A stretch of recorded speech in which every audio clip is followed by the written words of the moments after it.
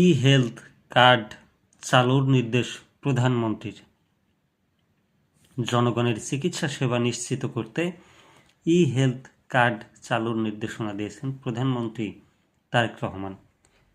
বুধবার 4 মার্চ দুপুরে সচিবালয়ে প্রধানমন্ত্রীর দপ্তরে স্বাস্থ্য মন্ত্রণালয়ের মন্ত্রী, প্রতিমন্ত্রী, উপদেষ্টা ও স্বাস্থ্য বিশেষজ্ঞদের সঙ্গে এক বৈঠকে এই নির্দেশনা দেন প্রধানমন্ত্রী।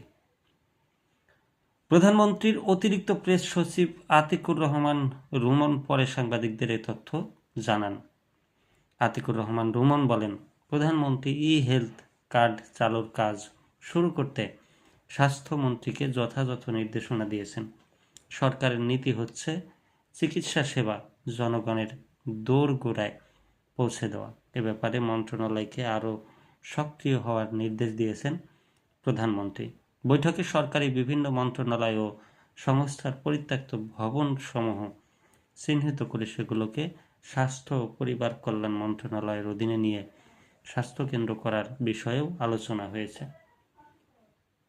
অতিরিক্ত প্রেস সচিব জানান, শুধুমাত্র এলজিইডির পরিত্যক্ত ভবন রয়েছে 170টি। প্রধানমন্ত্রী বলেছেন, সরকারি ও এর অধীনস্থ বিভিন্ন প্রতিষ্ঠানের যে পরিত্যক্ত ভবনগুলো রয়েছে সেগুলো ক্লিনিক ও চিকিৎসা কেন্দ্র হিসেবে গড়ে তুলতে হবে। এ ব্যাপারে তিনি মন্ত্রণালয়কে প্রয়োজনীয় নির্দেশনা দিয়েছেন।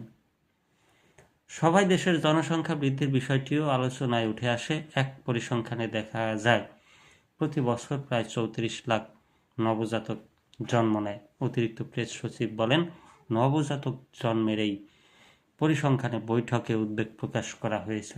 জনসংখ্যা নিয়ন্ত্রণে মন্ত্রণালয়কে আরও তৎপর হতে বলা হয়েছে।